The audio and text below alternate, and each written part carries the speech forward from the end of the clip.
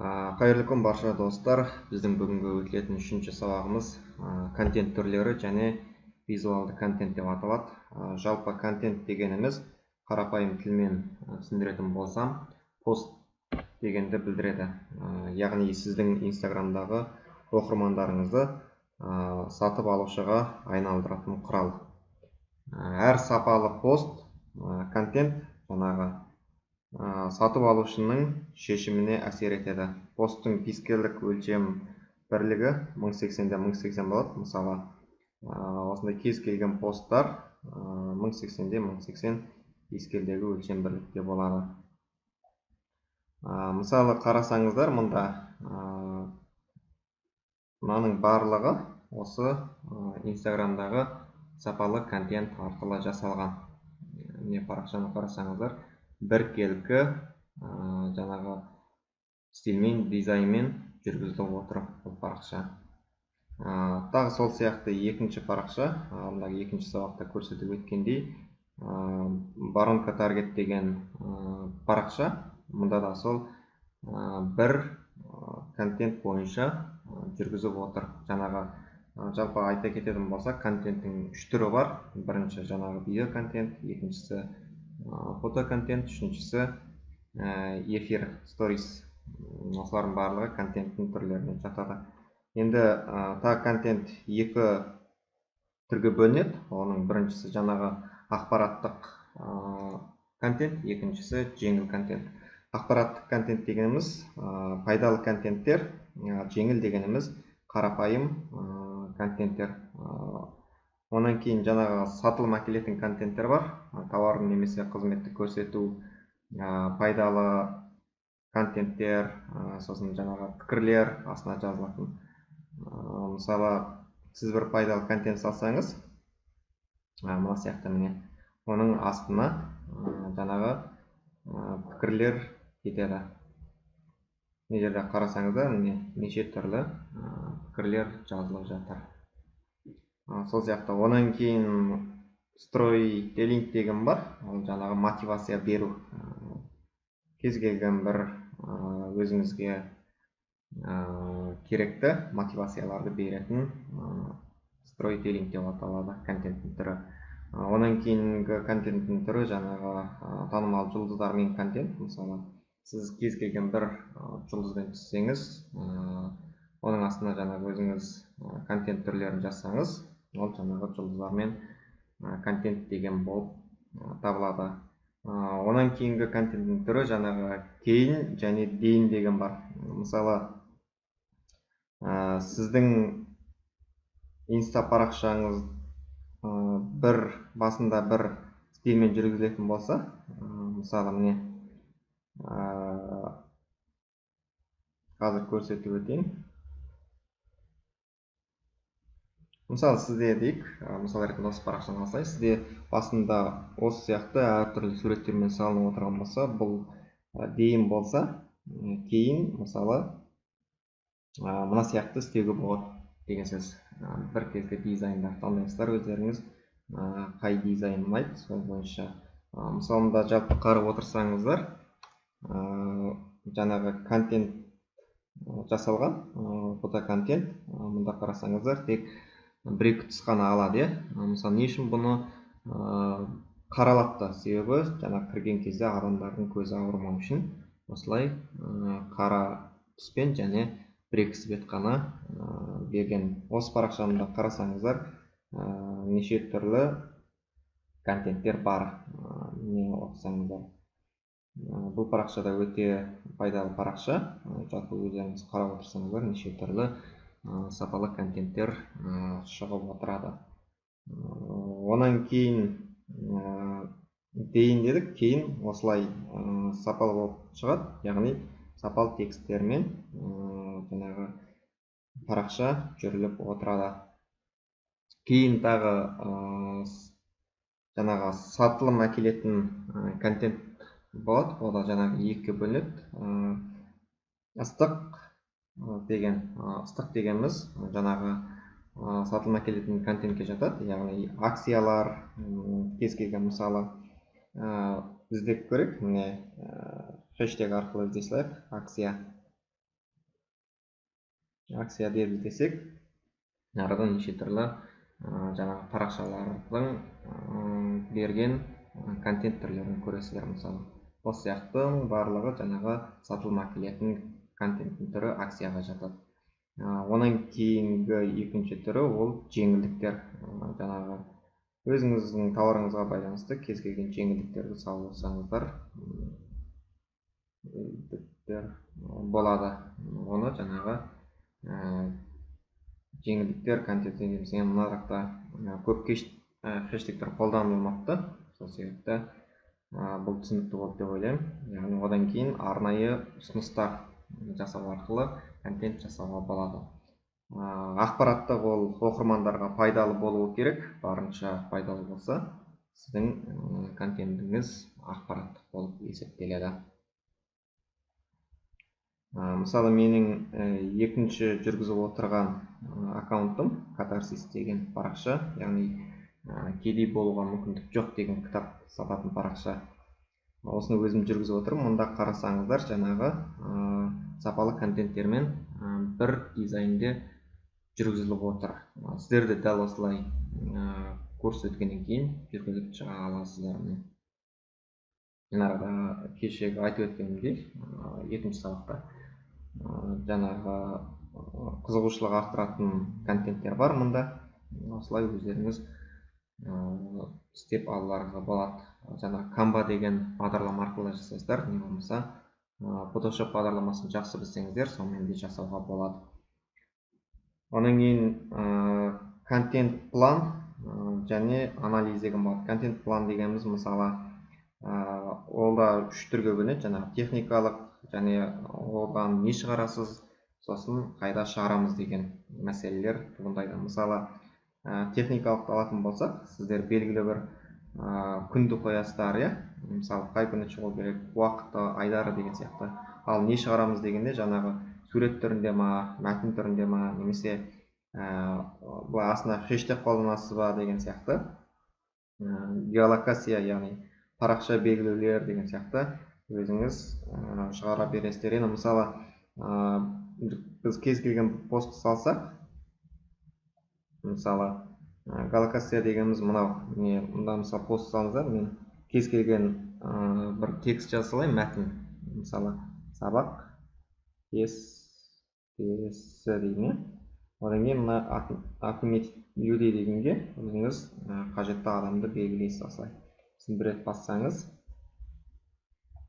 мысалы, кез келген өзіңіздің достарыңызды немесе өзіңізге ұнаған парақшаларды белгілеуге болады. Одан белгілегеннен кейін астында места деген бар. Осыған қойсаңыздар, жаңағы геолокацияны қоюға болады. Яғни қай жердесіз, немесе қай ауданнан, облыстан деген сияқты қоя бересіз. Мысалы, Алматы, Қазақстан деген сияқты бүйтіп қоясыз. Ол сонда сіздің жаңағы мекен жайыңызбен посты бәрін көрсетіп отыратын болады. Қазір пост жүктеліп жатыр, біздің контентіміз жүктелген болу керек. Арада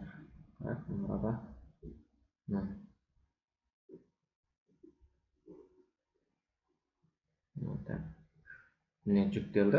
Енді қарасаңыздар, үстіне міне мына арада қазір көрсетіп жіберейін сіздерге. Мына арада жаңағы біздің өзіміздің кез келген парақша белгіленді. Енді мұнарға қарасаңыздар, геолокация, яғни мекен жайлар осында белгіленетін болады. Одан кейін мына продвигат дегенді бассаңыздар, ол таргетинг жарнама жасауға арналған. Яғни сіздің бассаңыздар, ол жаңағы Facebook'қа жарнаманы береді. Баш профиль, осылай өздеріңіз жарнама бере бересіздер. Мысалы, 6 күнге $30 жұтас сияқты жарнаманы жібере саласыздар, болды. Ешқандай қиындығы жоқ.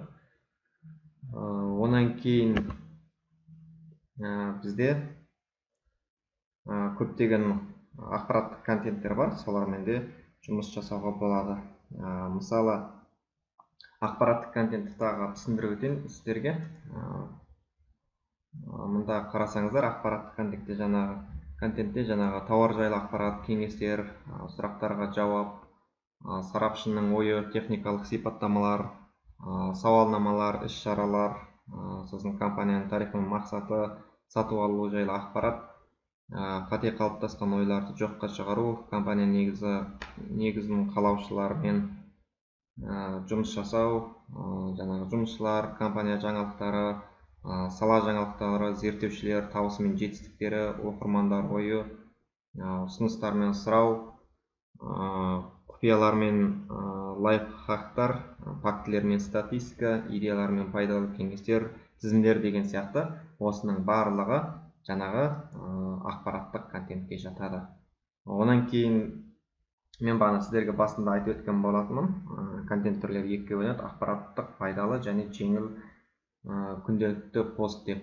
Жеңіл контентке мысалы мыналар, сіз өзіңіз Instagram әлеуметтік желісіне осындай жұмыстар жасау арқылы контенттерді салып отыруға болады. Жаңағы байқаулар ұйымдастырып, ұтыс ойын ойнатып, квест, марафон, эстафета, құттықтаулар, шабыттандыру, әзілдер деген сияқты әртүрлі жеңіл контенттерді күнделікті өзіңіздің постыңызға салып отыруға болады. Содан кейін мынандай сұрақ туындайды, тағы контентті біз қайдан аламыз деген. Яғни постты өзіңізде бар мәліметтермен контент жасау, яғни сіздің өзіңізде қандай да бір мәліметтер болса, сайттар, архивтер, солар арқылы жаңағы мәтіндерді, тексттерді алып, өзіңіз контент жасауға болады. Оның кейін серіктестер мен клиенттерден алу. Сіз өзіңіздің кез келген бір серіктес досыңыз болсын, немесе клиентіңіз болсын, соның посттарын сервису арқылы бір-бірімен алып, сурет салып отыруларыңызға болады, контент ретінде алмасу арқылы. Онан кейін оқырмандарыңыздың сіздің тауармен түскен фотоларын салу. Мұның өзі сізге жаңағы пайдалы контенттің түрін әкеледі. Яғни фотобанктен суреттер сатып алу, инфографика жасау, осының барлығы контент түрлеріне жатады, және осындай сайттардан немесе әлеуметтік желілерден сапалы контенттерді алып салып отырасыздар. Одан кейінгі бағана тағы да айтып өткен мен, бізде контенттің 3 түрі бар. Ол жаңағы мәтіндік, фото және видео контенттер. Видео контент жасау бойынша да біраз айтып өтейін. Видеоны қай жерде қолданамыз? Видеоны біз лентада қолданамыз. Лента дегеніміз жаңағы пост бағана айтып өттім ғой, 1080-де 1080 деген сияқты. Онан кейін сториде жеке сабақ болады. Оны мен алдыңғы сабақтарда тағы айтып түсіндіріп беретін боламын сіздерге. Және эфирде ол сториспен байланысты. Сторис пен эфирге түрлі түсірілімдер жетеді. Жаңағы өзіңіз арнайы сөйлеу арқылы күнделікті видео контент салып отыруларыңызға болады. Лентаға салатын видео сапалы және эстетикалық болуы тиіс. Видео пост контенті тауарды көрсету видеосы, каталог видеосы, жаңағы пікірлер, инструкция, нарезка, жаттығулардан репортаж, өндіріс барысы, кәсіп жайлы айтып беру, жаңағы репортаждар, видео анонстар деген сияқты өзіңіз ұнатқан видеоларды немесе өзіңіз түсіретін кез келген видео посттарды салып жүктеп отыруларыңызға болады. Видео контентке байланысты алған кез келген видеоларды иншот бағдарламасы арқылы жасауға болады. Мысалы, бір видео контент халек деп есептейік. Мысалы, сіз Инстаграмға кірдіңіз. Инстаграмға кіргеннен кейін сізге кез келген бір видео ұнап қалды. Сонымен мен өзім сақтап қойған парақшаларым, осы арадан біз қазір бір видеоны алып жүктеп видео контент ретінде көрейік.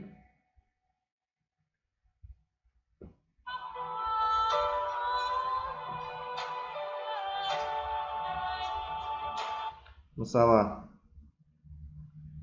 видео контент жасаған кезде кез келген бір видеоны алып, ол видеода мысалы логотип жазылып тұратын болса, соны киіп тастауға болады. Мысалы, мен мынаны алып көрейік. Мұнда қарасаңыздар, қазір мынаға қарасаңыздар, мына жерде логотип жазу тұр видеода. Енді осыны алып тастау үшін біз видеоны бірінші жүктеп аламыз да, сосын InShot бағдарламасына салып, жаңағы логотипті қисаймыз. Ол үшін мына жоғары жақта қарасаңыздар, мына арада 3 не тұр, нүкте тұр, сол 3 нүктеге басамыз. Сосын көшіріп аламыз сілтемесін. Сілтемесін көшіріп алдық. Енді сілтемесін көшіріп алғаннан кейін, сіздер осы бір бағдарламаны жүктеп алуларыңызға болады. Мына бағдарламаны Play Market'тен жүктеп алып, сол видеоны жүктесеңіздер болады, кез келген Instagram'нан. Біз жаңа сілтемесін алдық, енді бірден кірсек, осы арада видео тұрады. Жаңағы біздің көрген видеомыз Instagram'нан. Енді осыны жүктеп алуымыз керек. Жүктеп алу үшін мұна астына қарасаңыздар, көшіретін белгіше тұрады. Осы белгішені басамыз. Басқаннан кейін, ол бізде сақталатын болады. Мына бас жағына қарасаңыздар, мына жерде реклама шығады. Реклама шыққаннан кейін оны жауып тастай саласыздар. Енді жаңағы InShot бағдарламасына кірейік. Бұны да Play Market'тен жүктеп аласыздар. InShot'та жүктеп алғаннан кейін өзіңіздің жаңағы Instagram'нан алған видеоны осында саласыз. Мұнда салсақ, мына арада InShot деген несі тұр, логотипі тұр қалды. Оны алып тастау үшін мұна X-ті басасыздар. X-ті басқаннан кейін тегін дегенге басасыздар. Сосын тағы біраз реклама шығарады, бір 10-20 секундтай. Онан кейін жаңағы InShot'тың несі алынады, логотипі. X жасаймыз, қарасаңыздар алынды. Енді мұнараға жаңағы пост дегенге кірсеңіздер, форматын таңдауға болады. Мысалы, біз лентаға алып отырмыз. Лентаға алу үшін 1:1 дегенге қоясыздар. 1:1 дегенге қоясыздар да, мынаны бүйтіп үлкейтін кіріп, осылай қоя салсаңыздар, логотипі жойып кетеді. Енді оны сақтау үшін сохранить дегенді басасыздар. Сосын бізге керегі 720. Осы 720-ға басамыз. Онан кейін видео сақталатын болады. Сақталып жатыр, қазір біраз күтейік.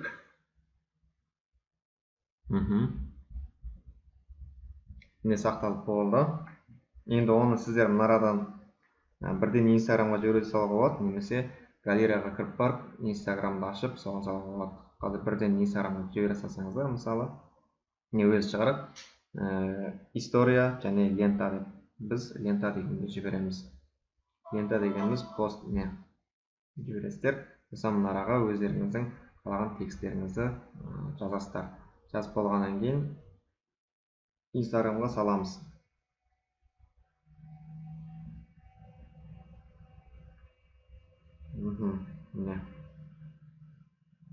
Жүктеліп жатыр. Қазір сәл күтейік.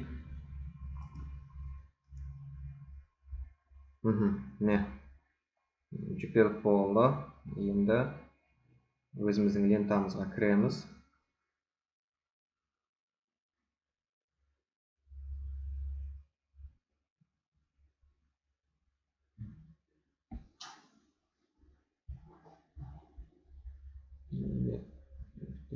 Қазір мында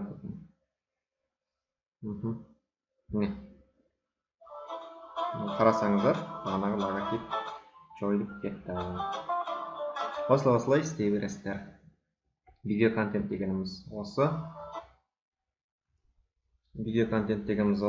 Осымен түсінікті болды деп ойлаймын. Енді мынараға тағы бір контентке қарасаңыздар, жаңағы видеоларды дайындауға кеңестер.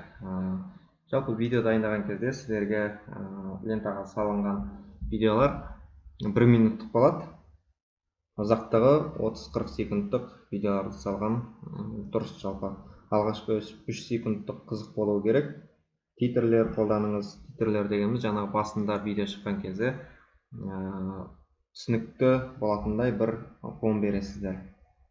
Ең соңында іс-әрекетке шақырып, фирмалық заставкаңызды салып қойсаңыз болады, өзіңіздің кез келген. Онан кейін бізде пост жазу. Жаңағы видеоны салғаннан кейін оған пост жазамыз. Енді пост жазбас бұрын өзіңізге сұрақ қойыңыз. Бұл пост оқырманға тиімді бола ма деген сұрақ.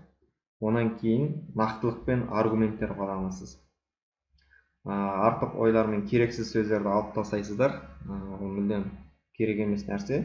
Онан кейін текстті бірнеше рет дауыстап оқып, қайтадан жазыңыз. Видео контент жазған кезде немесе пост салған кезде ол жаңағы қайталаған сайын өзіңіздің қателіктеріңізді тауып алуға мол мүмкіндік береді. Онан кейін видеоға жаңағы тұтынушылардың әңгімелері, штамп қолданбаларыңыз нақты бағаны көрсетіп жазуларыңызға болады. Онан кейін бізде жаңағы контент план жазу реті. Мен бағанада айтып өткен болатын, онда жаңағы тұрақты айдарлар тізімі, посттар мен сторилардың жиілігін анықтау, посттар мен сторилардың шығу уақытын анықтау, хэштегтер дайындау, посттар мен сторилерге суретті дайындау, посттарға мәтінді жазу, жауаптыларды белгілеу, автопостинг деген сияқты әртүрлі жаза бересіздер. Жалпы біздің осымен 3-ші сабағымыз аяқталды. Мұнда сіздер жаңағы контент түрлерін білді деген ойдамын. Біздің келесі 4-ші сабағымыз сторис жайында болады. Мен сіздерге нақты түсіндіріп өтетін боламын. Назарларыңызға рахмет. Сұрақ болса қоюларыңызға болады.